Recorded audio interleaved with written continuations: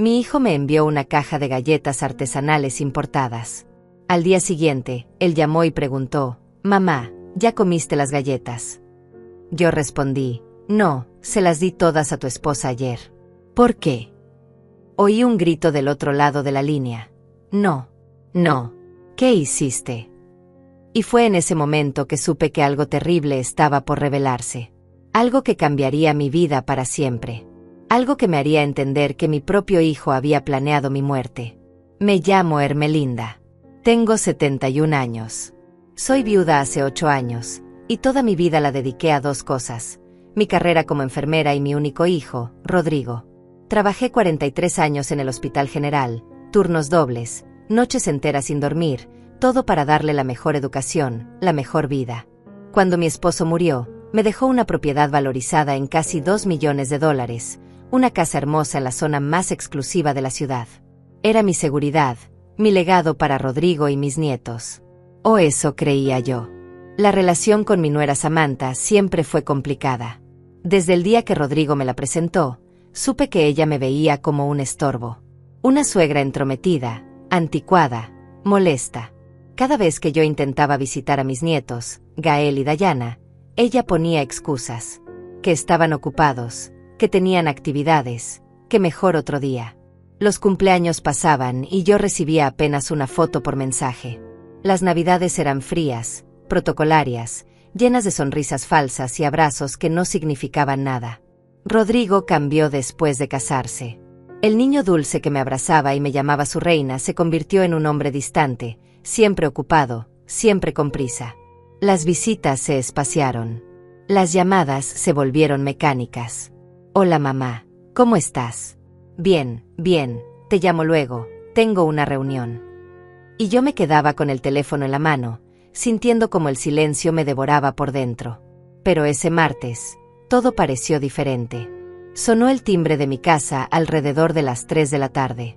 Abrí la puerta y encontré a un mensajero con un paquete elegante, envuelto en papel dorado brillante con un lazo color vino. La caja era pesada, del tamaño de una caja de zapatos, y tenía una etiqueta que decía: «De Francia, con amor. Para mamá». Mi corazón se aceleró. Hacía años que Rodrigo no me enviaba nada así. Nada tan elaborado, tan cuidadoso, tan costoso. Firmé el recibo y entré a la sala con las manos temblorosas. Coloqué la caja sobre la mesa de centro y me senté frente a ella, solo observándola. El papel crujía bajo mis dedos cuando comencé a desenvolverla con cuidado, como si fuera un tesoro frágil. Adentro había una caja de madera lacada, elegante, con grabados dorados en la tapa. La abrí lentamente. Galletas. Docenas de galletas artesanales, perfectamente acomodadas en filas ordenadas. Cada una era una obra de arte, algunas cubiertas de chocolate oscuro con polvo de oro, otras decoradas con almendras caramelizadas, algunas con mermelada de frambuesa visible en el centro. El aroma que salió de esa caja era embriagador, dulce, sofisticado. Había una pequeña tarjeta dentro que decía: «Para la mejor madre del mundo. Disfrútalas. Te amo. Rodrigo». Mis ojos se llenaron de lágrimas. Quizás estaba equivocada. Quizás mi hijo todavía me amaba. Quizás todo este distanciamiento era solo una fase, el estrés del trabajo, las responsabilidades de ser padre. Sostuve la tarjeta contra mi pecho y sonreí como una tonta. Una vieja tonta llena de esperanza. Cerré la caja sin probar ni una galleta. Eran demasiado hermosas, demasiado especiales. Quería saborearlas con calma, tal vez con un té, tal vez mientras veía las fotos viejas de Rodrigo cuando era niño. Quería que ese momento durara. Al día siguiente, el miércoles, Samantha apareció en mi puerta sin avisar. Eso ya era extraño. Samantha nunca me visitaba. Nunca. Pero ahí estaba, con una sonrisa que no le llegaba a los ojos, usando un vestido color beige y zapatos de tacón, como si viniera de alguna reunión importante. «Ermelinda», me dijo, y su voz sonaba extrañamente amable, casi forzada. «¿Puedo pasar? Necesito hablar contigo». La dejé entrar, confundida, cautelosa. Nos sentamos en la sala y ella miró alrededor con esa expresión que siempre tenía, como evaluando, juzgando. «Mira», comenzó, cruzando las piernas. sé que las cosas entre nosotras no han sido fáciles. Y quiero cambiar eso. Los niños te extrañan. Yo también quiero que seamos más cercanas. No le creí ni una palabra. Pero algo en mí, esa parte patética que todavía quería ser amada, que todavía quería pertenecer a esa familia, decidió darle una oportunidad. Me alegra oír eso, respondí, aunque mi voz sonaba dudosa incluso para mí. Ella sonrió, y fue entonces cuando vi la caja de galletas sobre la mesa. Sus ojos se iluminaron. Oh, ¿qué es eso? Se ve delicioso. Rodrigo me las envió ayer, dije con orgullo, todavía sintiendo esa calidez tonta en el pecho. Son de Francia. Artesanales. Samantha se inclinó para ver mejor, y algo cruzó por su rostro. ¿Sorpresa? ¿Miedo? No estoy segura. Pero desapareció tan rápido que pensé que lo había imaginado. «Qué detalle tan hermoso de su parte», murmuró. «Él siempre piensa en ti». Y entonces, en un impulso estúpido, en un gesto desesperado por construir un puente, por ganármela, por ser finalmente aceptada, dije las palabras que casi me cuestan la vida. ¿Sabes qué? Llévatelas. Llévatelas todas. Para ti y los niños. Quiero que las disfruten juntos. Samantha parpadeó. ¿Qué? No, Ermelinda, son tuyas. Rodrigo te las envió a ti. Insisto, dije, empujando la caja hacia ella. Por favor. Sería un honor para mí. Además, yo no debería comer tantos dulces a mi edad. Ustedes las disfrutarán más. Ella dudó, mirando la caja como si fuera algo peligroso. Pero finalmente sonrió, esa sonrisa falsa otra vez, y tomó la caja entre sus manos. Eres muy generosa, Ermelinda. Gracias. Los niños estarán encantados. Se fue 20 minutos después, llevándose las galletas, llevándose mi pequeño regalo de Rodrigo, llevándose sin saberlo mi sentencia de muerte. Esa noche, cenando sola como siempre, mi teléfono comenzó a sonar. Era Rodrigo. Me emocioné. Tal vez llamaba para preguntarme si me habían gustado las galletas, para escuchar mi agradecimiento, para tener una de esas conversaciones largas que ya no teníamos. Contesté con alegría. Hijo, qué hermoso detalle. Las galletas son... Mamá, me interrumpió, y su voz sonaba extraña, tensa, casi histérica. Las galletas. ¿Ya las comiste? Me quedé callada un momento, confundida por su tono. ¿Qué? No, yo. ¿Las comiste o no? Su voz subió una octava, desesperada. No, Rodrigo. Se las di a Samantha ayer cuando vino a visitarme. Quise hacer un gesto lindo, ella y los niños. No. ¿Qué hiciste? El grito fue tan fuerte que tuve que alejar el teléfono de mi oreja. Sentí como mi estómago se retorcía, como el miedo comenzaba a trepar por mi espalda como una araña venenosa.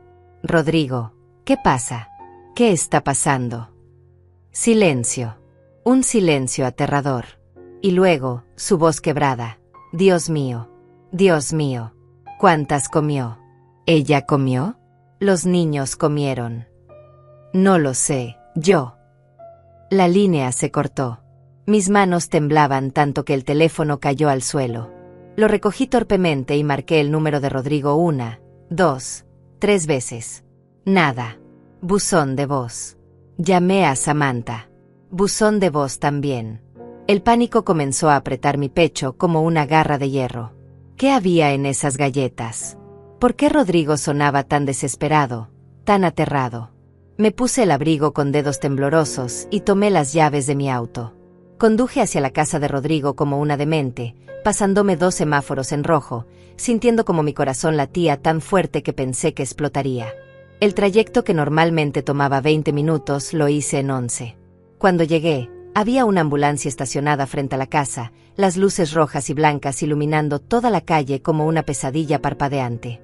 Salí del auto sin siquiera cerrarlo. Corrí hacia la puerta. Los paramédicos estaban sacando una camilla. Samantha estaba ahí, pálida como un cadáver, con una máscara de oxígeno cubriendo su rostro, convulsionando violentamente. Sus ojos estaban en blanco. Espuma salía de las comisuras de sus labios. Gael y Dayana lloraban en la entrada, abrazados el uno al otro, con los rostros llenos de terror. «Samantha», grité, intentando acercarme, pero un paramédico me detuvo. «Señora, manténgase atrás, por favor». Rodrigo apareció detrás de los niños, y cuando nuestros ojos se encontraron, vi algo que nunca olvidaré. No era preocupación. No era amor.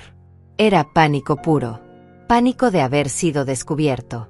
Lo vi en sus pupilas dilatadas, en la forma en que su boca temblaba, en cómo evitó mi mirada inmediatamente. «Rodrigo, ¿qué pasó?» Mi voz era apenas un susurro ahogado. «Las galletas», dijo con voz hueca, mecánica. Ella comió las galletas y comenzó a sentirse mal. Vómitos, convulsiones, no podía respirar. Los paramédicos subieron a Samantha a la ambulancia. Uno de ellos se acercó a Rodrigo. «Señor, necesitamos saber exactamente qué comió su esposa. Cada detalle importa. Esto parece una intoxicación severa, posiblemente envenenamiento». La palabra cayó como una bomba. «Envenenamiento». Rodrigo tartamudeó. «Galletas. Solo galletas. Artesanales. De Francia. ¿Dónde están? Necesitamos llevarlas al hospital para análisis». Rodrigo entró corriendo a la casa y regresó con la caja de madera, ahora medio vacía. Los paramédicos la tomaron con guantes, la metieron en una bolsa de evidencia y se fueron con Samantha hacia el hospital, las sirenas perforando la noche. Me quedé ahí parada, en medio de la calle, rodeada del llanto de mis nietos, mirando a mi hijo, y algo dentro de mí se rompió. «Rodrigo», dije lentamente, «¿qué había en esas galletas?» «No lo sé, mamá». Su voz sonaba falsa, ensayada. «Mentira». Di un paso hacia él. Tu reacción en el teléfono. Tu desesperación. Sabías que algo estaba mal con esas galletas. ¿Qué era? «No lo sé», gritó, y los niños se encogieron. Tal vez se echaron a perder, tal vez hubo un error en la fabricación, yo no. «¿Por qué me las enviaste entonces?» Mi voz se quebró. «¿Por qué a mí?» Nos miramos fijamente. En ese momento, bajo la luz artificial de las farolas, vi a un extraño. No reconocí al hombre frente a mí. No reconocí sus ojos fríos, su mandíbula tensa, la forma en que sus manos se cerraban en puños. «Tengo que ir al hospital», dijo finalmente, evitando mi pregunta. Tomó a los niños de las manos. «Quédate aquí si quieres. O vete a casa. Como prefieras». Me dejó ahí, sola, en la oscuridad. Conduje de regreso a mi casa en estado de shock, las lágrimas nublando mi visión. Entré, cerré la puerta, y me desplomé en el sofá. Mi mente era un torbellino de preguntas sin respuesta, de sospechas horribles que no quería aceptar. ¿Mi hijo me había enviado galletas envenenadas? ¿Mi propio hijo había intentado matarme? No. Era imposible. Ridículo. Rodrigo me amaba. Tenía que amarme. Yo era su madre. Pero entonces, ¿por qué su reacción? ¿Por qué ese pánico? Pasé toda la noche despierta, sentada en la oscuridad, esperando noticias. A las 5 de la mañana, mi teléfono finalmente sonó. Era Rodrigo. «Mamá». Su voz sonaba exhausta, derrotada. «Samantha está en cuidados intensivos. Envenenamiento por arsénico. Los médicos dicen que si hubiera comido una galleta más, estaría muerta».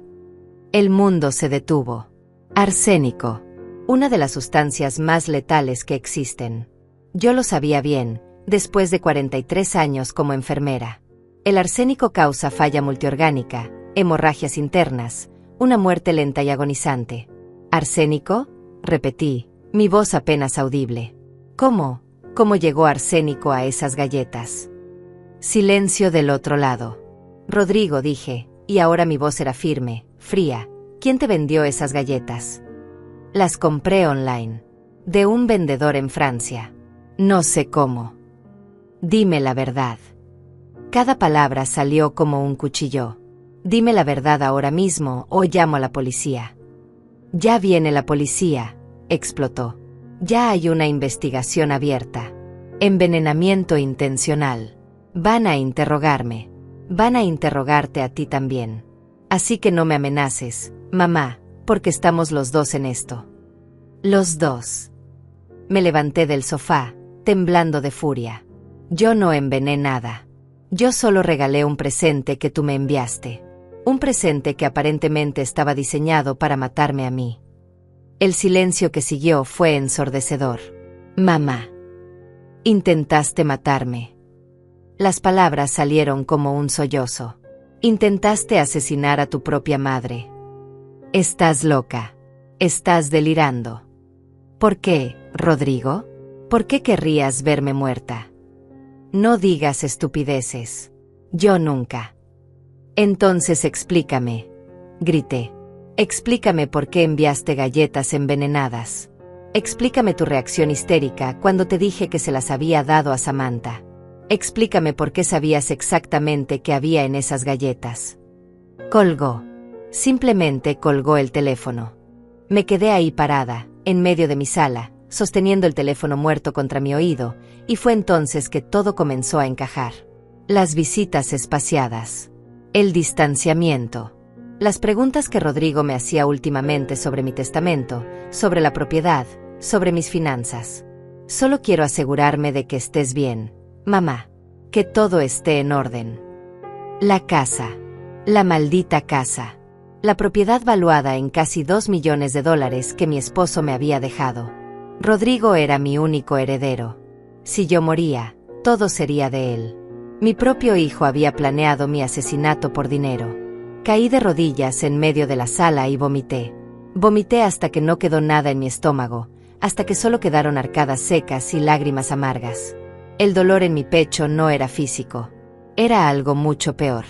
Era la muerte de todo lo que yo creía saber sobre el amor, sobre la familia, sobre la persona que traje al mundo y crié con mis propias manos. 3 días después, 2 detectives tocaron mi puerta. Detective Enrique Salazar y su compañera, Detective Marta Ruiz. Me mostraron sus credenciales y pidieron permiso para entrar. Les ofrecí café con manos temblorosas y nos sentamos en la sala donde todo había comenzado. Señora Ermelinda, comenzó el detective Enrique, un hombre de unos 50 años con ojos cansados pero amables. Necesitamos hacerle algunas preguntas sobre las galletas que recibió de su hijo Rodrigo. Les conté todo. Cada detalle. La llegada del paquete, la visita de Samantha, mi estúpida generosidad, la llamada de Rodrigo, su reacción, todo. La detective Marta tomaba notas meticulosas mientras yo hablaba. ¿Usted probó alguna galleta?, preguntó Enrique. No, ni una. Eso le salvó la vida, dijo Marta, levantando la vista de su libreta. El laboratorio confirmó que cada galleta contenía suficiente arsénico para matar a un adulto. Si usted hubiera comido 2 o 3, como era la intención, habría muerto en cuestión de horas. Las lágrimas corrieron por mis mejillas. Mi hijo realmente intentó matarme. Los detectives intercambiaron miradas. Señora Ermelinda, dijo el detective Enrique inclinándose hacia adelante, hemos estado investigando a su hijo durante los últimos 3 días. Y lo que hemos descubierto es perturbador. Abrió una carpeta manila y sacó varios documentos. Rodrigo tiene deudas de juego por más de $300,000. Debe dinero a prestamistas ilegales, gente peligrosa. Tiene 3 meses de atraso en la hipoteca de su casa. Su negocio de consultoría está en quiebra. Está desesperado financieramente. Marta continuó. Además, encontramos en su computadora búsquedas muy específicas. ¿Cómo conseguir arsénico sin dejar rastro? Síntomas de envenenamiento por arsénico en ancianos. ¿Cómo hacer que una muerte parezca natural? Proveedores de galletas artesanales en Europa. Todo esto data de hace 3 meses. Sentí que el piso se abría bajo mis pies. 3 meses, susurré. Lleva 3 meses planeando matarme. Así parece, confirmó Enrique. También encontramos mensajes en su teléfono con un contacto guardado como proveedor. Las conversaciones son codificadas, pero mencionan el paquete especial para la vieja, y asegúrate de que la dosis sea letal pero parezca un ataque cardíaco, punto. Dios mío. Me llevé las manos a la boca. Hay más, dijo Marta, y su voz se volvió más suave, como preparándome para otro golpe. Encontramos documentos falsificados en su oficina. Documentos que muestran una supuesta autorización firmada por usted para transferir la propiedad de esta casa a nombre de él. La firma es falsa, pero está muy bien hecha. Él planeaba vender esta propiedad inmediatamente después de su muerte para pagar sus deudas. La habitación comenzó a girar. Me agarré del brazo del sofá para no caerme. ¿Cuándo van a arrestarlo? Ya lo hicimos, respondió Enrique. Esta mañana, a las 6. Está en custodia ahora mismo. Pero necesitamos su cooperación completa para construir el caso. Su testimonio es crucial. Haré lo que sea necesario, dije con voz firme, aunque por dentro estaba destrozada en 1000 pedazos. Lo que sea.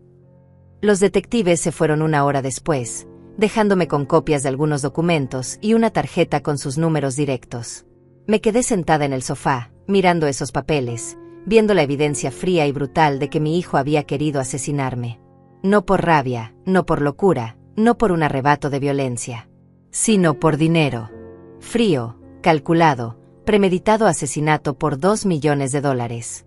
Esa noche no dormí. No comí. Solo me senté en la oscuridad, reproduciendo cada momento de los últimos años en mi mente. Cada vez que Rodrigo preguntó sobre mis finanzas. Cada vez que sugirió que yo debería poner mis asuntos en orden. Cada vez que mencionó lo cara que era la vida, lo difícil que era mantener a una familia.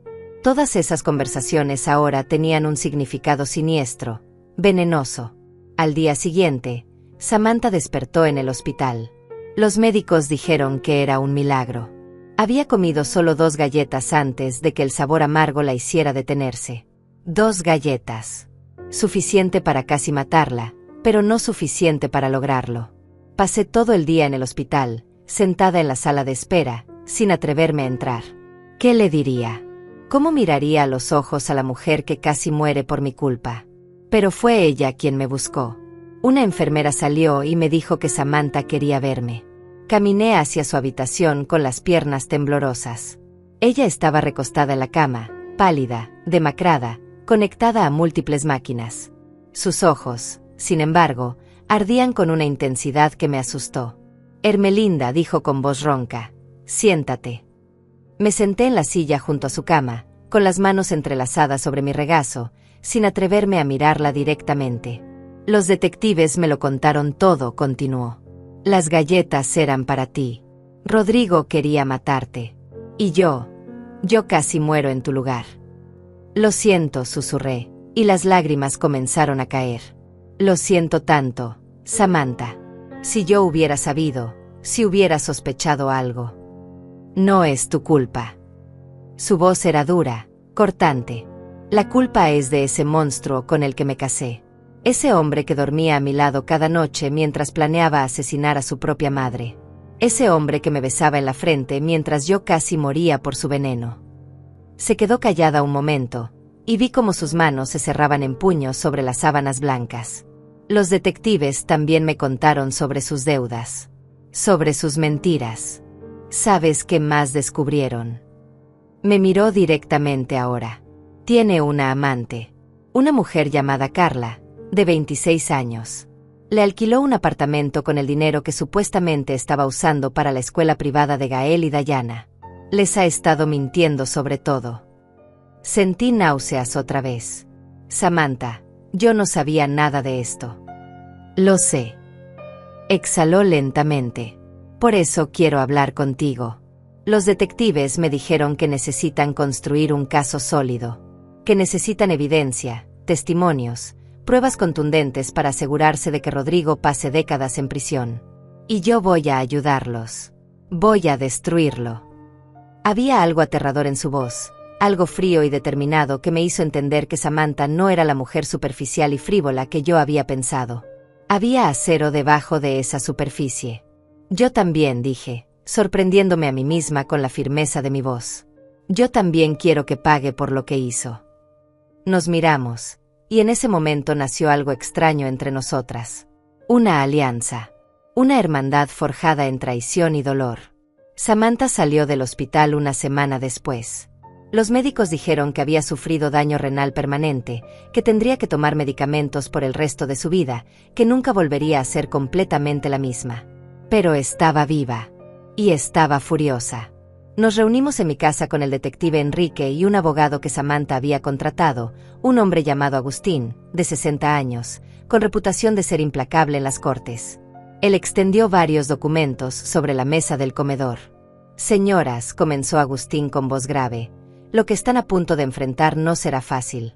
Rodrigo ya contrató a uno de los mejores abogados defensores de la ciudad. Intentará pintarse como una víctima, como alguien que fue engañado por un proveedor fraudulento. Dirá que no tenía idea de que las galletas estaban envenenadas. Inventará cualquier mentira para salvarse. ¿Qué tan fuerte es el caso?, preguntó Samantha, su voz ya más firme que hace una semana. Muy fuerte, respondió el detective Enrique.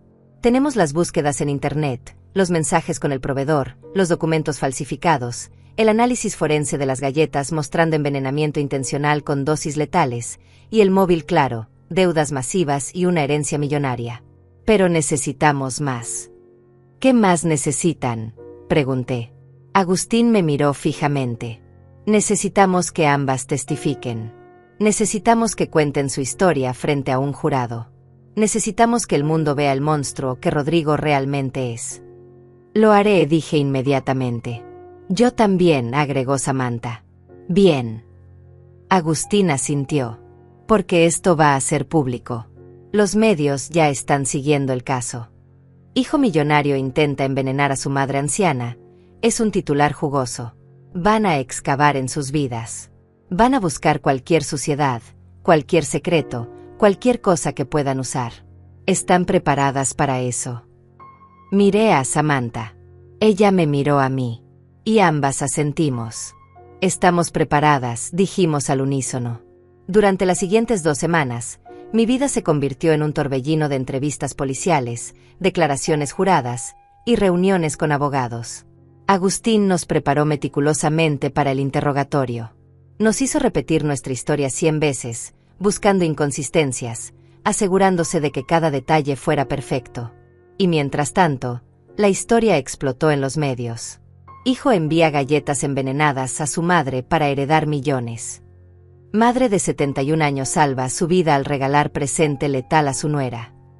Arsénico en galletas gourmet, el plan perfecto que salió mal. Mi teléfono no paraba de sonar. Reporteros acamparon frente a mi casa. Cámaras me seguían al supermercado. Cada vez que salía, los flashes me cegaban. Señora Ermelinda, ¿cómo se siente sabiendo que su hijo intentó matarla? ¿Perdonará a Rodrigo? ¿Qué le diría ahora si pudiera? Me refugié en mi casa, con las cortinas cerradas, viendo cómo mi vida privada se convertía en entretenimiento público. Pero lo peor no eran los reporteros. Lo peor fue cuando finalmente me permitieron ver a Rodrigo. Fue en la cárcel, en una sala de visitas fría y gris, separados por un vidrio grueso, hablando a través de teléfonos sucios que olían a desesperación. Cuando entré y lo vi del otro lado, vestido con el uniforme naranja de los presos, sin afeitar, con ojeras profundas, sentí que mi corazón se partía en 2 otra vez. Por un momento, solo un momento, vi a mi hijo. Al niño que solía abrazarme y decirme que era su heroína. Al adolescente que lloraba en mis brazos cuando su primer amor lo rechazó. Al joven que me pidió mi bendición antes de casarse. Pero luego habló, y la ilusión se rompió. Mamá, dijo, y su voz sonaba suave, manipuladora. Esto es un terrible malentendido. Yo nunca quise hacerte daño. Tienes que creerme. Esas galletas, yo las compré de un vendedor legítimo. No tenía idea de que estaban contaminadas. Alguien está tratando de incriminarme. Me quedé callada, solo mirándolo, esperando. Necesito que me ayudes, continuó, inclinándose hacia el vidrio. Necesito que le digas a la policía que esto es un error. Que retires tu testimonio. Soy tu hijo, mamá. Tu único hijo. No puedes dejarme pudrir en la cárcel por algo que no hice. Algo que no hiciste, repetí lentamente, y mi voz era tan fría que hasta yo me sorprendí. Rodrigo, la policía encontró tus búsquedas en Internet. Encontró tus mensajes con el proveedor. Encontró los documentos falsificados con mi firma. Encontró todo. Su rostro cambió. La máscara amable se resquebrajó por un segundo, y vi rabia debajo. Pura rabia. Están fabricando evidencia. Me están tendiendo una trampa. ¿Por qué? Pregunté. ¿Por qué te tenderían una trampa? ¿Qué ganarían? No tuvo respuesta para eso. Dime la verdad, continué, y ahora mi voz temblaba. Mírame a los ojos y dime la verdad, Rodrigo. Intentaste matarme. Nos miramos a través del vidrio sucio. Vi cómo sus mandíbulas se apretaban, cómo sus puños se cerraban, cómo algo oscuro y terrible cruzaba por sus ojos. Estás arruinando mi vida, dijo finalmente, evitando mi pregunta. Tú y esa perra de Samantha. Me están destruyendo por nada. Por nada, repetí, sintiendo como la furia comenzaba a reemplazar el dolor. Casi matas a tu esposa. Planeaste mi asesinato durante meses. Falsificaste mi firma. Ibas a robar mi casa. Y dices que es por nada. Era mi derecho, explotó, y ahí estaba. La verdad.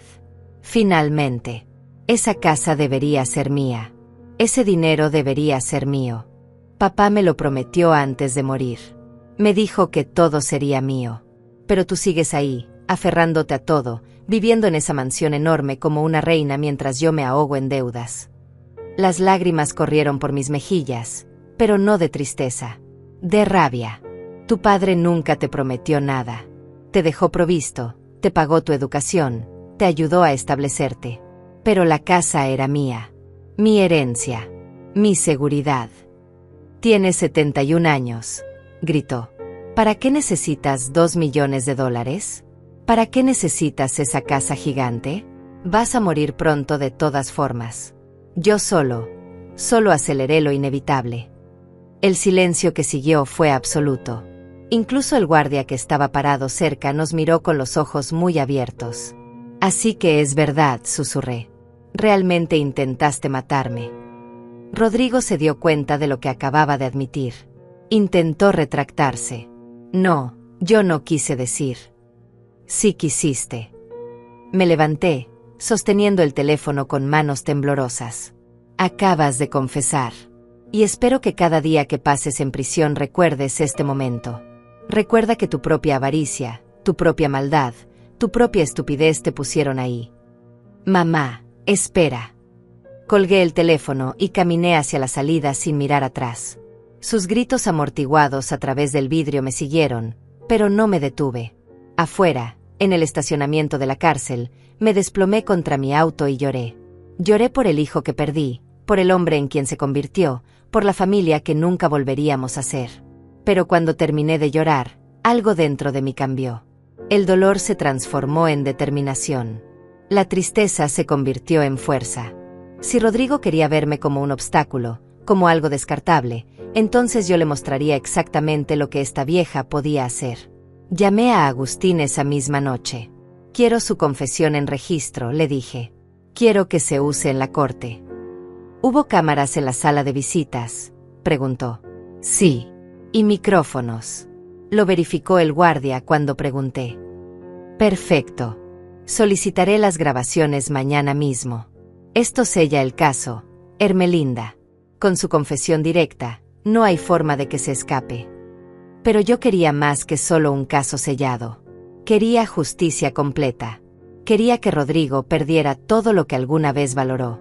Contraté a un investigador privado recomendado por Agustín.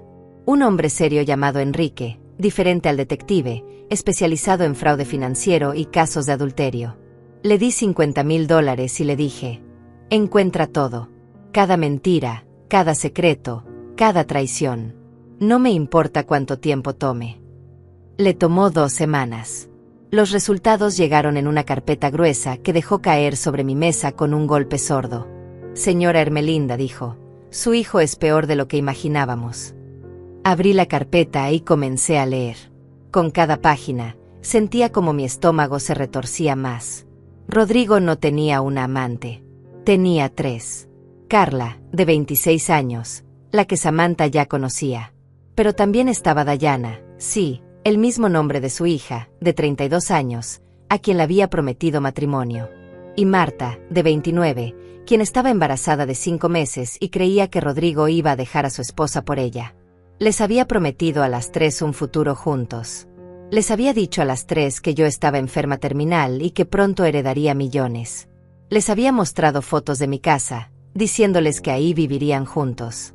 Había gastado más de $200,000 en estas mujeres. Apartamentos, joyas, vacaciones, autos. Todo con dinero que no tenía, dinero prestado de prestamistas ilegales que ahora lo buscaban para cobrar. Pero eso no era todo. El investigador también descubrió que Rodrigo había estado robando de la cuenta de ahorros universitaria de Gael y Dayana. $60,000 que sus abuelos paternos habían dejado específicamente para su educación. Todo gastado en apuestas deportivas en línea, en casinos, en sus amantes.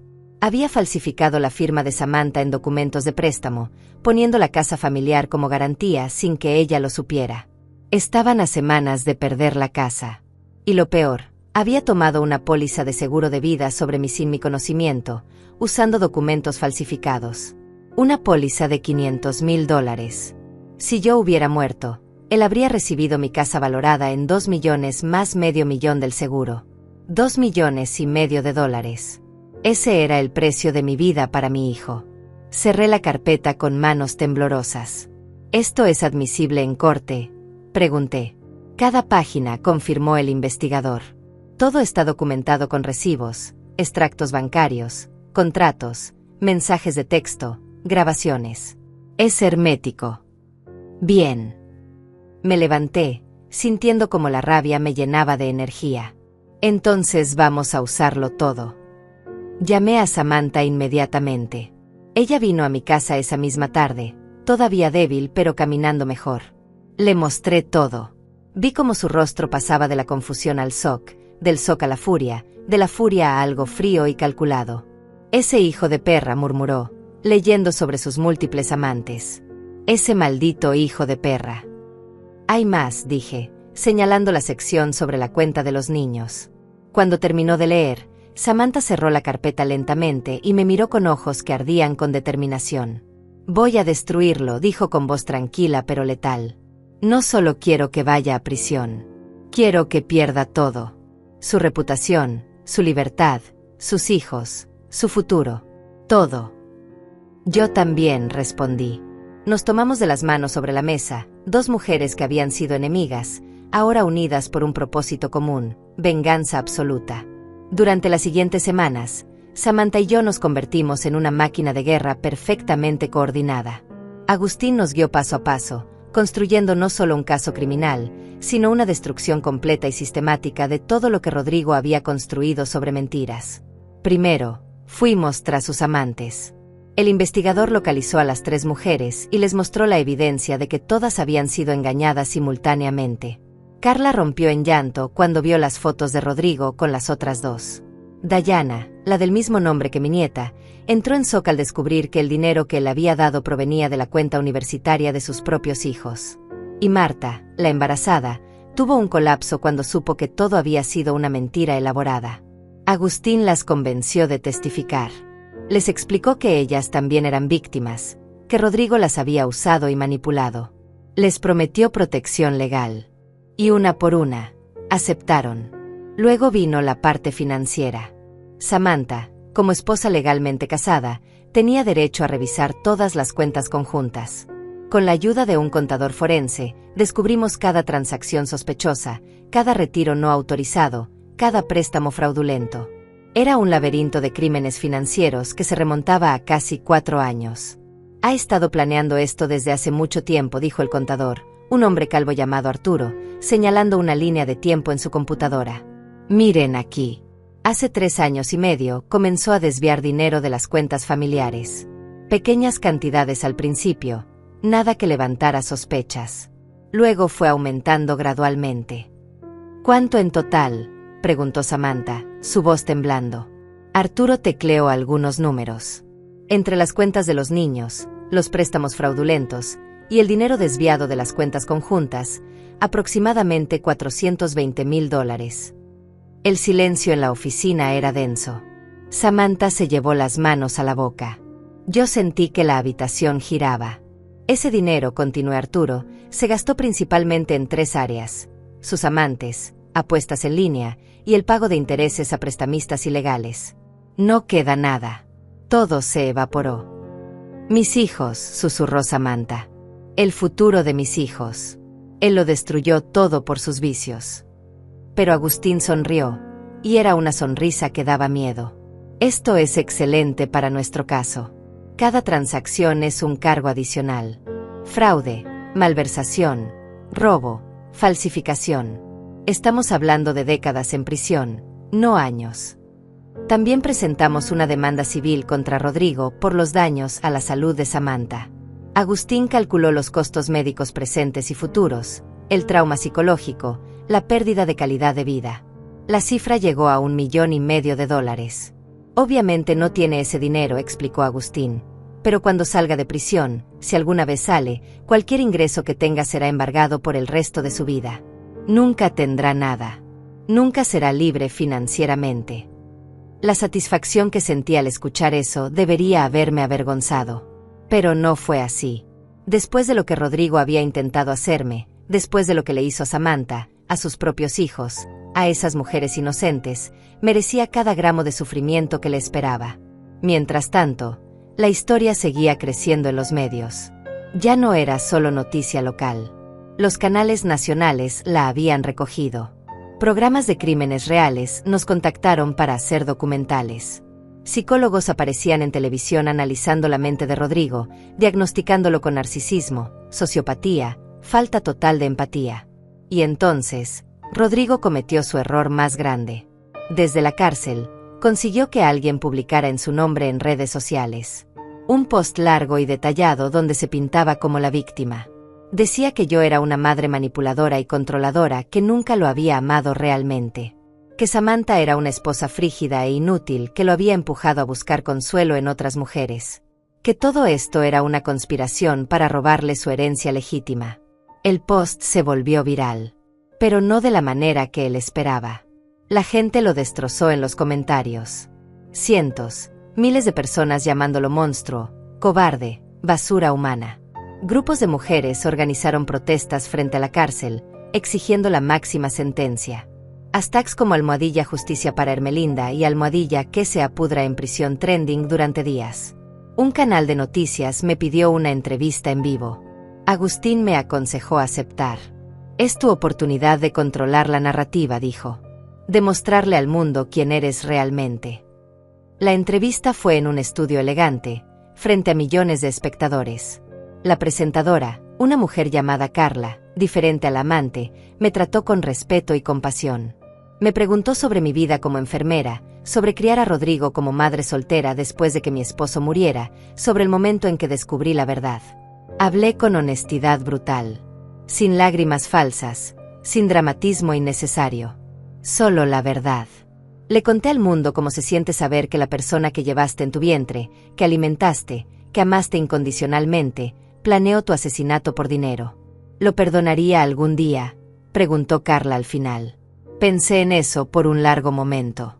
El perdón, dije lentamente, no es algo que se debe por defecto. Se gana con arrepentimiento genuino, con cambio real, con reparación del daño causado. Rodrigo no ha mostrado nada de eso. Solo ha mostrado rabia por haber sido atrapado. Así que no lo perdonaré. No ahora. Tal vez nunca. El clip de esa respuesta se reprodujo millones de veces. Me convertí, sin quererlo, en un símbolo. Una representación de todos los ancianos que sufren abuso de sus propios familiares. Una voz para los silenciados. Las ofertas comenzaron a llegar. Editoriales querían que escribiera un libro. Productores de Hollywood querían hacer una película. Organizaciones de protección al adulto mayor me pidieron que fuera su portavoz. Pero lo más importante llegó cuando el fiscal del distrito me llamó personalmente. Señora Ermelinda, dijo, tenemos suficiente evidencia para garantizar una condena. Pero quiero ir más allá. Quiero que este caso envíe un mensaje. ¿Estaría dispuesta a testificar en un juicio público? Absolutamente, respondí sin dudarlo. Será brutal, advirtió. La defensa intentará destrozarla en el estrado. Cuestionarán su carácter, su salud mental, sus motivaciones. Insinuarán que usted de alguna manera provocó esto. Que lo intenten, dije con voz firme. No tengo nada que ocultar. Samantha también aceptó testificar. Y las 3 amantes. Y el contador forense. Y los detectives. Y los médicos que trataron a Samantha. Agustín construyó una lista de testigos tan larga y devastadora que el abogado de Rodrigo intentó negociar un acuerdo. Querían que Rodrigo se declarara culpable a cambio de una sentencia reducida. 15 años en lugar de cadena perpetua. El fiscal me llamó para consultarme. Es su decisión, dijo. Un juicio es riesgoso. Siempre existe la posibilidad, por pequeña que sea, de que un jurado sea manipulado. Un acuerdo garantiza que vaya a prisión. ¿Cuál es su recomendación?, pregunté. Personalmente, con la evidencia que tenemos, yo iría a juicio. Creo que podemos obtener 30 años, tal vez más. Miré a Samantha, que estaba sentada a mi lado. Ella asintió. Vamos a juicio, dije. La fecha se fijó para 6 semanas después. Y durante esas 6 semanas, algo extraordinario me sucedió. Me transformé. No físicamente al principio, sino internamente. Pasé de ser una mujer quebrada, traicionada, destruida, a ser alguien con propósito. Alguien con fuego. Comencé a despertarme temprano cada mañana y caminar 3 kilómetros. Perdí peso. Recuperé fuerza. Contraté a una estilista. Me corté el cabello, que había llevado largo toda mi vida, en un bob elegante y moderno. Me compré ropa nueva, ya no los vestidos florales de anciana, sino trajes elegantes color gris perla y verde esmeralda. Zapatos de tacón que me hacían sentir poderosa. Me uní a un grupo de apoyo para víctimas de abuso familiar. Escuché historias similares a la mía. Compartí mi dolor. Y encontré sanación en la comunidad. Samantha se divorció oficialmente de Rodrigo. Los papeles se firmaron 3 semanas antes del juicio. Ella recuperó la custodia completa de Gael y Dayana. Rodrigo ni siquiera peleó.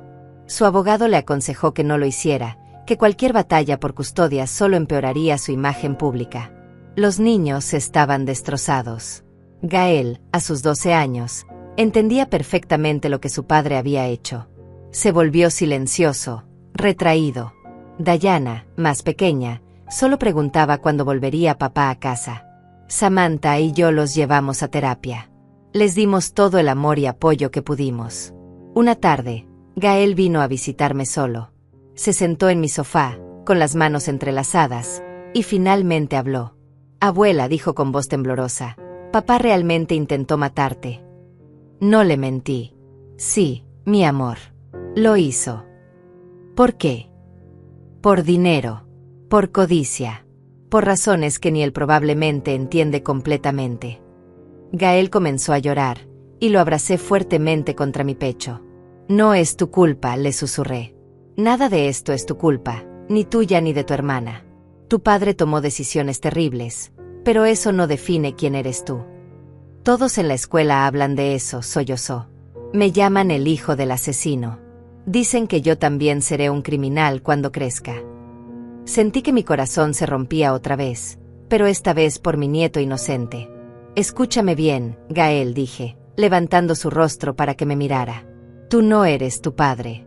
Tú tienes la oportunidad de ser diferente, mejor, más fuerte. Y yo estaré aquí para ayudarte. Siempre. Él me abrazó más fuerte, y permanecimos así durante mucho tiempo. Cuando finalmente se fue esa tarde, supe que sin importar lo que pasara en el juicio, mi verdadera misión era proteger a estos niños del legado envenenado de su padre. Los días previos al juicio fueron un torbellino. Agustín nos preparó intensamente. Nos hizo practicar nuestro testimonio una y otra vez. La defensa intentará confundirlas, nos advirtió. Harán preguntas capciosas. Tratarán de hacerlas enojar, de hacerlas llorar, de hacerlas parecer irracionales. Mantengan la calma. Respondan solo lo que se les pregunta. No se dejen provocar. Samantha y yo practicamos juntas todas las noches. Nos sentábamos en mi sala y nos hacíamos preguntas difíciles mutuamente. ¿No es cierto que usted siempre fue controladora con su hijo? ¿No es verdad que usted empujó a Rodrigo a buscar otras mujeres por su frigidez? Preguntas horribles, insultantes, diseñadas para hacernos perder la compostura. Pero no lo hicimos. Nos volvimos como piedra. Finalmente llegó el día del juicio.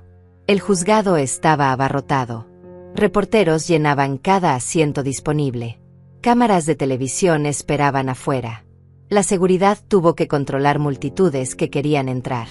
Entré al juzgado vestida con un traje color gris plateado, mi cabello perfectamente peinado, maquillaje sutil pero impecable. Ya no era la anciana frágil y quebrada de hace meses. Era una mujer con armadura invisible, lista para la batalla. Samantha entró detrás de mí, también transformada.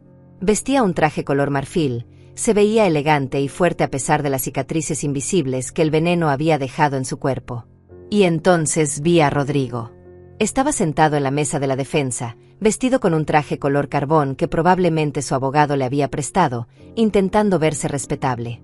Pero no podía ocultar el peso que había perdido, las ojeras profundas, la forma en que sus manos temblaban ligeramente. Cuando nuestros ojos se encontraron, él intentó sonreír. Una sonrisa triste, suplicante, como diciendo: «Mamá, ayúdame». Yo simplemente lo miré fríamente y tomé mi asiento detrás del fiscal. El juez entró, un hombre mayor llamado Agustín, coincidentemente el mismo nombre que mi abogado, con reputación de ser justo pero severo. El juicio comenzó con los alegatos de apertura. El fiscal, un hombre joven y hambriento llamado Enrique, presentó el caso con precisión quirúrgica. «Damas y caballeros del jurado», comenzó, «este es un caso sobre la traición más profunda que puede existir. Un hijo que planeó, meticulosamente, durante meses, el asesinato de su propia madre. No por defensa propia. No por locura.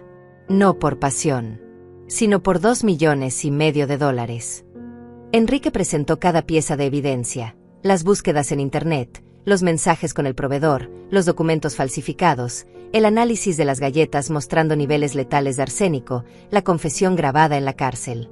Cada imagen proyectada en la pantalla grande era un clavo más en el ataúd de Rodrigo. Luego vino el abogado de la defensa, un hombre mayor y calculador llamado Arturo, que intentó pintar a Rodrigo como una víctima de circunstancias. «Mi cliente», dijo con voz melosa, «es un hombre que cometió errores, sí. Pero asesinato premeditado es una acusación extremadamente seria que requiere prueba más allá de duda razonable. Las búsquedas en Internet pueden explicarse como curiosidad morbosa. Los mensajes son ambiguos y sacados de contexto. Y la confesión supuesta fue obtenida bajo estrés extremo, con su madre manipulándolo emocionalmente. Me hervía la sangre escuchándolo, pero mantuve mi rostro neutro, exactamente como Agustín me había enseñado. Los primeros días del juicio consistieron en testimonios técnicos. El detective que investigó el caso. El toxicólogo que analizó las galletas. El especialista forense que explicó al jurado exactamente cómo el arsénico mata, lenta y dolorosamente, causando falla orgánica múltiple. Si la señora Ermelinda hubiera consumido 2 galletas, explicó el toxicólogo, un hombre serio con lentes gruesos, habría comenzado a sentir síntomas en 2 a 6 horas. Náuseas severas, vómitos, dolor abdominal. En 24 horas, estaría en falla renal. En 48 horas, probablemente habría muerto. Y debido a su edad y condiciones preexistentes comunes en personas de 70 años, la muerte habría sido fácilmente atribuida a causas naturales sin una autopsia exhaustiva. El jurado escuchaba con atención, algunos tomando notas, otros simplemente mirando a Rodrigo con disgusto evidente. Luego llegó mi turno de testificar. Me llamaron al estrado en la tarde del tercer día. Caminé con la espalda recta, la cabeza en alto. Coloqué mi mano sobre la Biblia y juré decir la verdad, toda la verdad, y nada más que la verdad. El fiscal Enrique me guió gentilmente a través de mi testimonio. Le conté mi historia desde el principio. Mi vida como enfermera. Criar a Rodrigo sola después de la muerte de mi esposo. La relación cada vez más distante con mi hijo. La llegada del paquete. Mi decisión de regalar las galletas. La llamada desesperada. La visita a la cárcel donde Rodrigo confesó. «Señora Ermelinda», preguntó Enrique, ¿puede repetirnos exactamente qué dijo su hijo durante esa visita? Respiré profundamente. Dijo, «Tienes 71 años. ¿Para qué necesitas $2 millones? Vas a morir pronto de todas formas». Yo solo aceleré lo inevitable. Un murmullo recorrió la sala. Varios miembros del jurado intercambiaron miradas de shock. ¿Cómo la hizo sentir escuchar esas palabras?, preguntó Enrique. Como si me hubieran apuñalado, respondí, y mi voz se quebró ligeramente por primera vez. Porque me di cuenta de que mi hijo, la persona que yo más amaba en este mundo, me veía como un obstáculo, como algo descartable. Mi vida no tenía valor para el más allá del dinero que podría heredar. Gracias, señora Ermelinda, dijo Enrique suavemente. Su testigo. El abogado defensor Arturo se levantó lentamente, como un depredador acechando a su presa. Se acercó al estrado con una sonrisa falsa. Señora Ermelinda, comenzó, su voz escurriendo falsa simpatía, debe ser muy difícil para usted estar aquí testificando contra su propio hijo. Es la cosa más difícil que he hecho en mi vida, respondí honestamente. Y sin embargo, aquí está. ¿No es cierto que usted y Rodrigo han tenido una relación tensa durante años? Nos distanciamos después de su matrimonio, sí. ¿No es cierto que usted nunca aprobó su matrimonio con Samantha? Al principio tenía reservas, pero las superé. ¿No es cierto que usted frecuentemente criticaba sus decisiones de vida, su carrera, su forma de criar a sus hijos? Agustín se levantó. Objeción, su señoría. Especulativo y sin fundamento. Sostenida, dijo el juez. Arturo cambió de táctica. Señora Ermelinda, ¿no es verdad que usted se negó a ayudar financieramente a su hijo cuando él atravesaba dificultades económicas? Él nunca me pidió ayuda, respondí firmemente. ¿Está segura de eso? No es posible que él haya mencionado sus problemas y usted simplemente se negó a escuchar. Objeción, dijo Enrique. Argumentativa. Sostenida. Arturo continuó durante más de una hora, intentando pintarme como una madre fría e insensible que había empujado a su hijo a la desesperación. Pero yo permanecí calmada, respondiendo cada pregunta con precisión, sin dejarme provocar. Finalmente, después de intentar todos los ángulos posibles, Arturo se rindió. No más preguntas. Bajé del estrado y regresé a mi asiento. Agustín me apretó la mano discretamente. Lo hiciste perfecto, susurró. Al día siguiente, fue el turno de Samantha. Ella subió al estrado vestida impecablemente, y su testimonio fue devastador. Describió con detalle cómo había comido las galletas, cómo el sabor era extrañamente amargo, pero ella lo atribuyó a algún ingrediente exótico. Como minutos después comenzó a sentirse mareada. Como el dolor abdominal fue tan intenso que pensó que iba a morir. Estaba en el piso del baño, dijo, su voz temblando con emoción contenida, vomitando sangre, convulsionando, incapaz de respirar. Y lo último que pensé antes de desmayarme fue, mis hijos van a encontrar mi cadáver. Mis bebés van a ver a su madre muerta en el piso. Varios miembros del jurado se limpiaron los ojos. Una mujer en la primera fila lloraba abiertamente. Cuando le tocó el turno al abogado defensor, él intentó insinuar que Samantha estaba exagerando sus síntomas por venganza contra un esposo infiel. Pero Samantha estaba preparada. Sacó de su bolso un frasco de pastillas.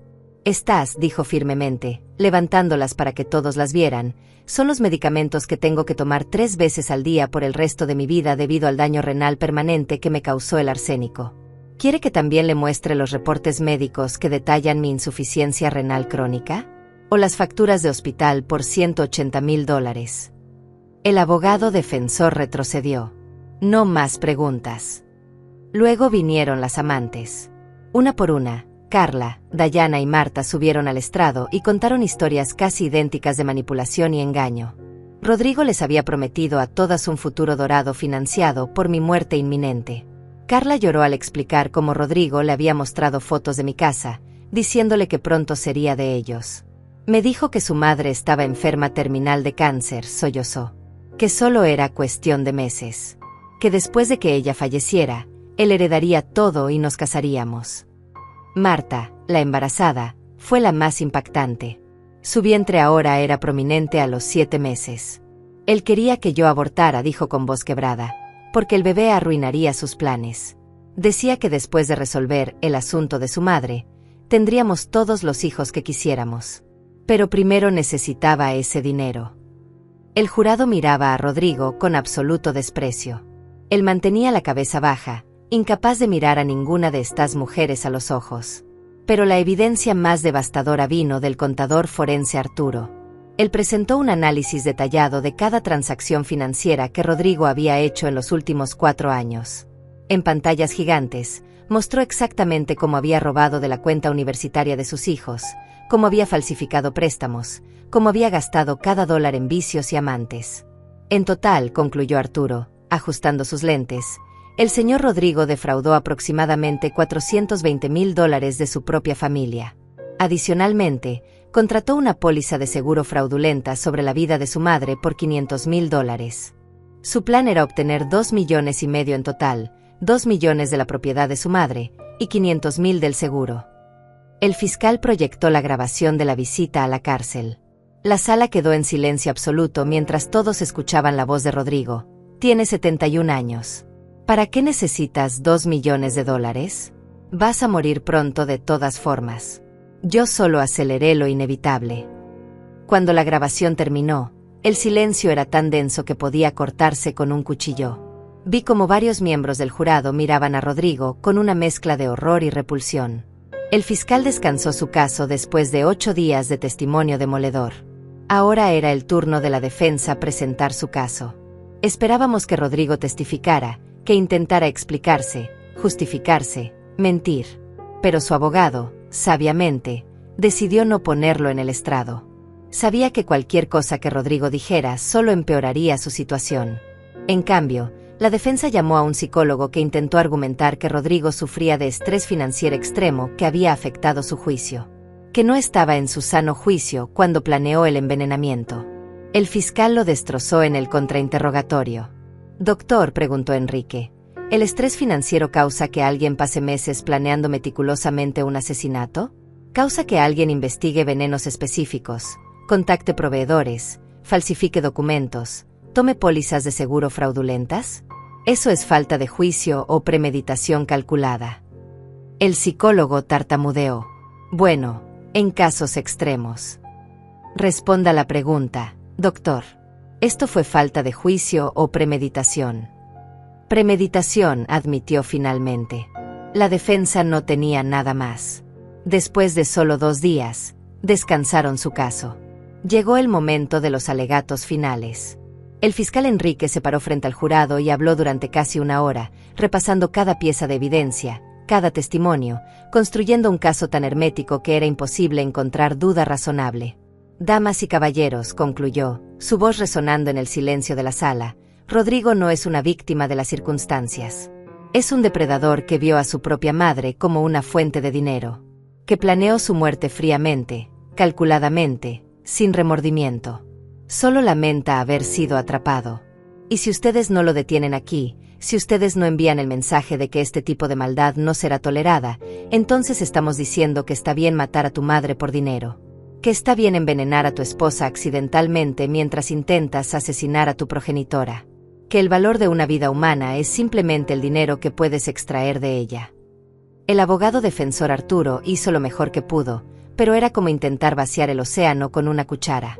Argumentó duda razonable, pero sin ofrecer ninguna explicación alternativa creíble para la montaña de evidencia.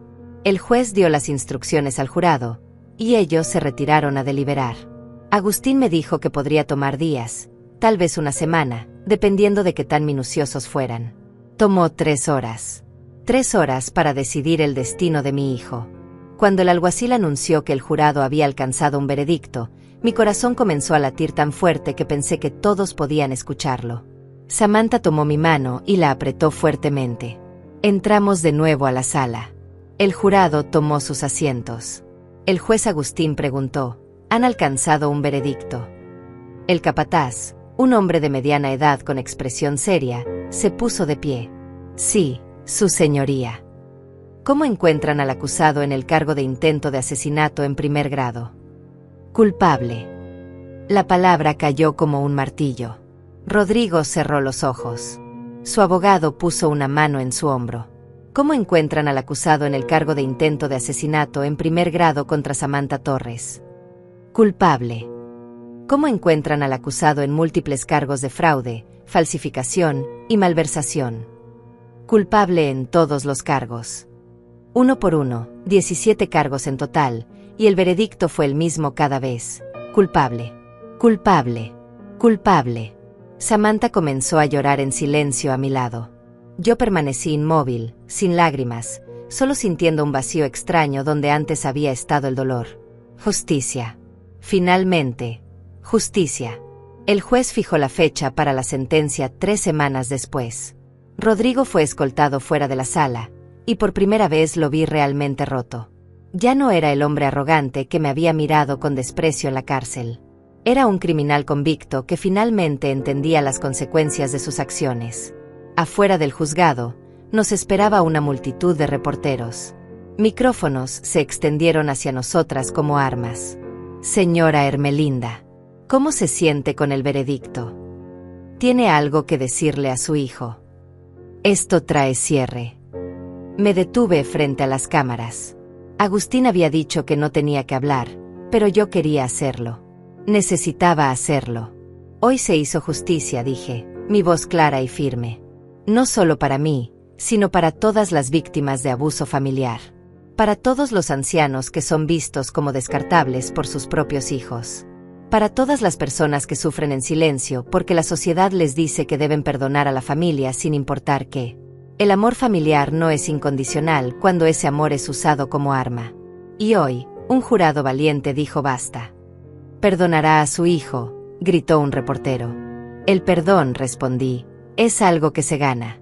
Rodrigo tiene muchos años por delante para reflexionar sobre lo que hizo. Si algún día muestra arrepentimiento genuino, si algún día entiende la magnitud de su traición, tal vez entonces podremos hablar de perdón. Pero ese día no es hoy. Las 3 semanas hasta la sentencia pasaron en un torbellino. La historia seguía creciendo. Ahora había documentales en producción, libros siendo escritos, podcasts dedicados al caso. Yo me convertí en una figura pública involuntaria. Pero también comencé algo nuevo. Con el dinero del avance de un libro que había aceptado escribir, establecí una fundación. La llamé Voces de la Sabiduría, dedicada a proteger a adultos mayores del abuso financiero y físico de sus familiares. Contraté abogados pro bono, trabajadores sociales, consejeros. Creamos una línea directa para reportar abuso. En las primeras 2 semanas, recibimos más de 500 llamadas. Samantha se unió como cofundadora. Juntas, 2 mujeres que habían sido enemigas, construimos algo hermoso de nuestra tragedia compartida. Finalmente llegó el día de la sentencia. La sala estaba aún más llena que durante el juicio. El juez Agustín entró y todos nos pusimos de pie. Rodrigo fue traído, luciendo más delgado, más viejo, derrotado. El juez revisó los documentos frente a él. Señor Rodrigo, comenzó, su voz grave resonando en la sala, he revisado cuidadosamente este caso. He leído cada testimonio, examinado cada pieza de evidencia. Y debo decir que en mis 32 años como juez, raramente he visto un caso de traición familiar tan calculado, tan frío, tan completamente desprovisto de humanidad. Usted no actuó por impulso, continuó el juez, mirando directamente a Rodrigo. No actuó en un momento de debilidad. Durante meses, deliberadamente, sistemáticamente, planeó asesinar a la mujer que le dio la vida. La mujer que trabajó turnos dobles durante años para darle educación, oportunidades, amor incondicional. Y lo hizo por dinero. Por pura avaricia. El juez hizo una pausa, dejando que sus palabras penetraran. Además, sus acciones colaterales son igualmente repugnantes. Robó de la cuenta universitaria de sus propios hijos, dejándolos sin futuro educativo. Defraudó a su esposa, falsificó su firma, puso su hogar familiar en riesgo. Manipuló y engañó a múltiples mujeres. Y cuando su plan falló y casi mata a su esposa en lugar de su madre, no mostró remordimiento. Solo rabia por haber sido descubierto. Rodrigo mantenía la cabeza baja, sus hombros temblando ligeramente. La ley me permite cierta discreción en la sentencia, dijo el juez Agustín. Pero en este caso, no encuentro ninguna circunstancia atenuante. Ninguna razón para mostrar misericordia. Usted representa el tipo de maldad que la sociedad debe repudiar con la mayor fuerza posible. El juez levantó su mazo. Por los cargos de intento de asesinato en primer grado contra Ermelinda García, lo sentencio a 25 años de prisión. Por el intento de asesinato en primer grado contra Samantha Torres, otros 25 años. Estos serán cumplidos consecutivamente, no concurrentemente. En total, 50 años en prisión estatal. Un murmullo recorrió la sala. 50 años. Rodrigo tenía 45. Tendría 95 cuando saliera, si es que vivía tanto tiempo. Además, continuó el juez, por los múltiples cargos de fraude, falsificación y malversación, agrego otros 10 años, también consecutivos. Sentencia total, 60 años de prisión, sin posibilidad de libertad condicional por un mínimo de 40 años. El mazo cayó con un golpe que resonó como un trueno. Rodrigo se desplomó en su silla. Su abogado intentó sostenerlo. Escuché un sollozo ahogado salir de su garganta. Pero yo no sentí nada. Ni satisfacción, ni tristeza, ni alivio. Solo vacío. Los alguaciles lo levantaron para llevárselo. En el último momento, Rodrigo giró su cabeza y me miró. Sus ojos estaban rojos, llenos de lágrimas. Movió los labios en silencio. Lo siento. Yo simplemente lo miré, sin expresión, y aparté la vista. Afuera del juzgado, la multitud era aún más grande que después del veredicto. Cámaras, micrófonos, gente gritando preguntas. Pero esta vez, Samantha habló primero. Hoy mi hijo y mi hija recuperaron algo de justicia, dijo con voz firme. Su padre los traicionó de la manera más horrible posible. Les robó su educación, su seguridad, su inocencia. Pero no les robará su futuro. Ermelinda y yo nos aseguraremos de eso. Luego fue mi turno. 60 años, dije simplemente. Es una sentencia severa. Algunos dirán que demasiado severa. Pero cuando intentas matar a tu propia madre por dinero, cuando pones veneno mortal en galletas y las envías como regalo, cuando no muestras ni un gramo de remordimiento genuino, entonces mereces cada día de esos 60 años. Mi hijo está vivo. Yo estoy viva. Samantha está viva. Y eso es más misericordia de la que Él nos mostró a nosotras. Los meses siguientes fueron de sanación lenta pero constante. La Fundación Voces de la Sabiduría creció exponencialmente. Abrimos oficinas en 3 ciudades. Ayudamos a más de 2.000 ancianos en el primer año. Logramos cambios legislativos que hicieron más difícil que familiares abusivos explotaran a sus parientes mayores. Samantha vendió la casa familiar, demasiados recuerdos amargos, y compró un apartamento hermoso cerca del mío. Gael y Dayana comenzaron terapia intensiva. Fue difícil, especialmente para Gael, que luchaba con ira y vergüenza. Pero lentamente, con amor, paciencia y apoyo profesional, comenzaron a sanar. Yo también fui a terapia. Un terapeuta amable llamado Agustín, otro Agustín más en mi vida, me ayudó a procesar el trauma de la traición. El dolor nunca desaparece completamente, me dijo en una sesión. Pero aprenderá a vivir con él. A convertirlo en algo que la fortalece en lugar de destruirla. Y tenía razón. El dolor se transformó. Se convirtió en propósito. Escribí mi libro. Se tituló El precio de la sangre, una madre traicionada. Se publicó un año después de la sentencia y se convirtió en un bestseller instantáneo. Las ganancias fueron directamente a la fundación. Comencé a dar charlas en universidades, centros comunitarios, conferencias sobre envejecimiento. Contaba mi historia sin vergüenza, sin ocultar nada. Y después de cada charla, ancianos se me acercaban llorando, contándome sus propias historias de abuso, agradeciéndome por darles voz.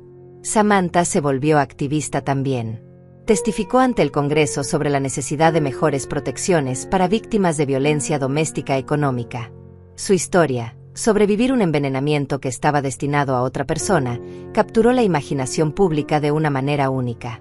Y lentamente, increíblemente, Samantha y yo nos volvimos amigas de verdad. No solo aliadas en venganza, sino amigas genuinas. Cenábamos juntas 2 veces por semana. Íbamos al cine. Reíamos. Llorábamos.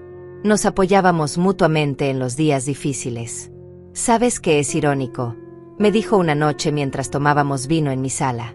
Rodrigo pasó años tratando de alejarnos, de mantenernos como enemigas. Y al final, su maldad fue exactamente lo que nos unió.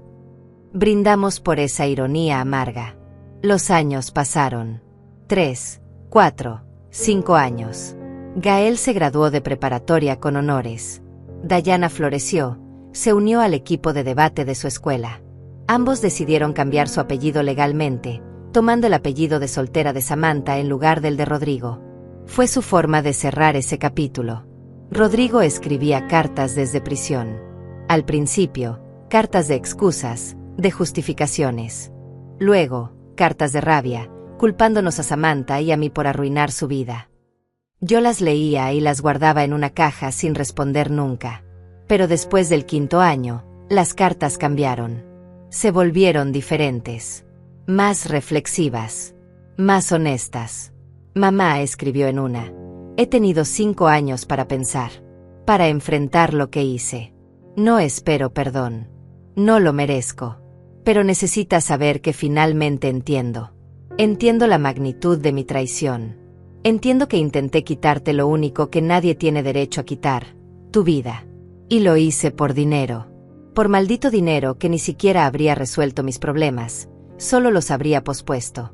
Fui un monstruo.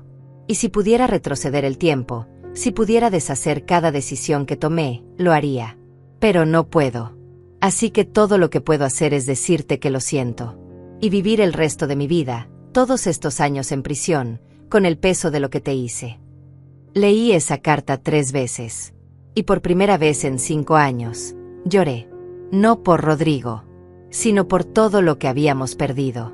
Por la familia que podríamos haber sido. Por el hijo que pensé que tenía versus el hombre que realmente era. Pero incluso con esa carta, no respondí. El perdón, si alguna vez llegaría, necesitaba más que palabras bonitas escritas desde una celda de prisión. Necesitaba tiempo. Necesitaba acciones imposibles de realizar desde detrás de los barrotes. Tal vez nunca llegaría, y me había hecho las paces con esa posibilidad. 10 años después de la sentencia, recibí una llamada inesperada. Era del director de la prisión donde Rodrigo cumplía su condena. Señora Ermelinda, dijo con voz seria, su hijo está en el hospital de la prisión. Tuvo un ataque cardíaco severo. Los médicos dicen que tiene días, tal vez horas. Él está pidiendo verla. Mi primer instinto fue colgar. Dejar que muriera solo, como él había planeado que yo muriera.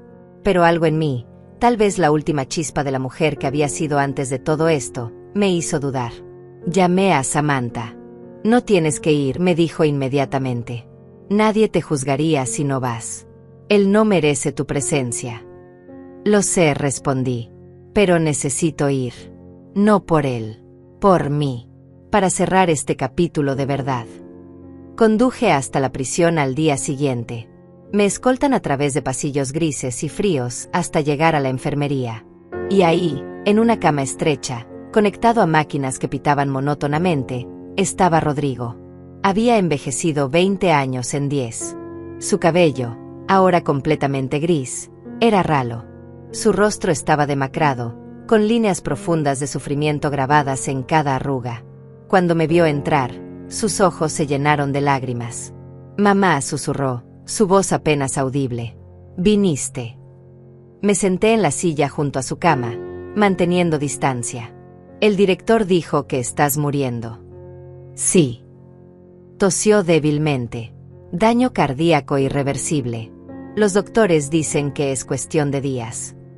Nos quedamos en silencio por un largo momento. El pitido de las máquinas llenaba el espacio entre nosotros. No espero que me perdones, dijo finalmente. Sé que no tengo ese derecho. Pero necesitaba verte una última vez. Necesitaba que supieras que estos 10 años me cambiaron. La prisión me quitó todo, mi libertad, mi orgullo, mi identidad. Pero me dio algo también. Claridad. Tiempo para enfrentar el monstruo en el que me había convertido. ¿Y? Pregunté fríamente. ¿Qué descubriste? Que fui un cobarde, respondió, lágrimas rodando por sus mejillas hundidas. Un cobarde egoísta que valoró el dinero más que la vida humana. Que valoró mi comodidad más que el amor de mi madre. Traté de matarte, mamá. Puse veneno en galletas que te envié como regalo. Y casi mato a Samantha en el proceso. Destruí a mis propios hijos. Todo por avaricia. Su voz se quebró completamente. He tenido 10 años para revivir ese momento cada noche. Para imaginar cómo habrías muerto. Para imaginar tus últimos momentos de agonía. Y cada noche me despierto gritando, porque entiendo que ese era mi plan. Yo iba a causarte esa agonía. Tu propio hijo. Lo miré, este hombre roto que una vez fue mi bebé, y sentí nada. Ni rabia, ni tristeza, ni siquiera satisfacción por su sufrimiento. Solo un vacío cansado. Rodrigo, dije lentamente, aprecio tus palabras. Y tal vez son genuinas. Tal vez realmente has cambiado. Pero el perdón no es algo que pueda darte ahora mismo, tal vez nunca. Porque el daño que causaste no fue solo a mí. Fue a Samantha, quien casi muere y ahora vivirá con daño renal permanente. Fue a Gael y Dayana, quienes perdieron a su padre y tuvieron que cargar con la vergüenza de tu crimen. Fue a esas 3 mujeres que manipulaste y usaste. Lo sé, sollozó. Lo sé. Pero continué, y mi voz se suavizó ligeramente. Te diré esto. Espero que encuentres paz antes del final. Espero que estos últimos días no estén llenos de terror, sino de aceptación. Y espero que en tu próxima vida, si existe tal cosa, seas mejor de lo que fuiste en esta. Me levanté para irme. Mamá llamó débilmente. Gael y Dayana, ¿están bien? Una pequeña sonrisa tocó mis labios. Están más que bien. Gael está en la universidad, estudiando Derecho. Quiere ser fiscal, especializarse en protección de víctimas. Dayana está en preparatoria, capitana del equipo de debate. Ambos son brillantes, amables, fuertes. Samantha y yo nos aseguramos de eso. Gracias, susurró. Gracias por darles lo que yo no pude. Adiós, Rodrigo, dije, y caminé hacia la puerta. Mamá llamó una última vez. Te amo. Siempre te amé, incluso cuando mi avaricia me cegó. Por favor, créeme eso al menos. Me detuve en la puerta sin voltearme. Tal vez si me amabas, dije suavemente. Pero no lo suficiente. Y esa es la tragedia de todo esto. Salí y no miré atrás. Rodrigo murió 3 días después. No asistí al funeral. Solo 3 personas lo hicieron: su abogado defensor, un capellán de la prisión, y sorprendentemente, Marta, la mujer que había estado embarazada de su hijo. Ella me llamó después. No fui por él, me explicó.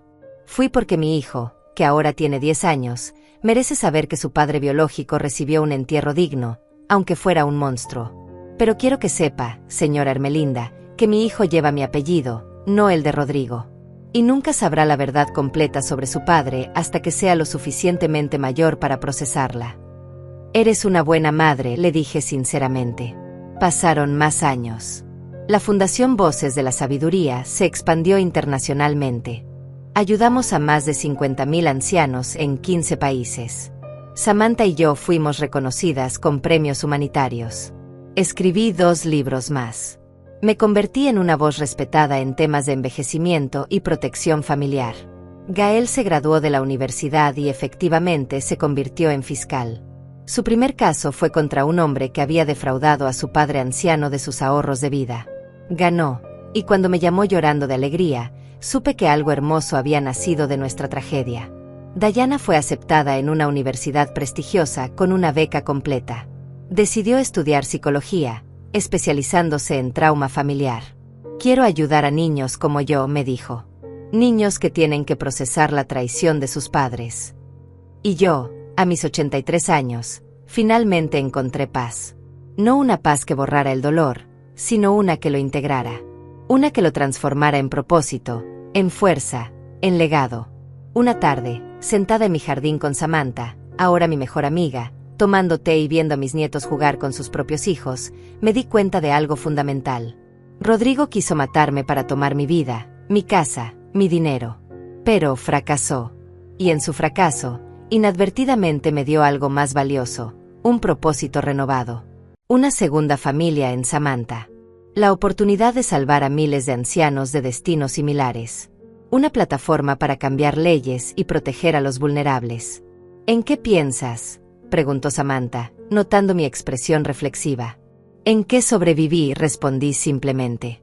No solo el veneno, sino la traición, el dolor, la pérdida.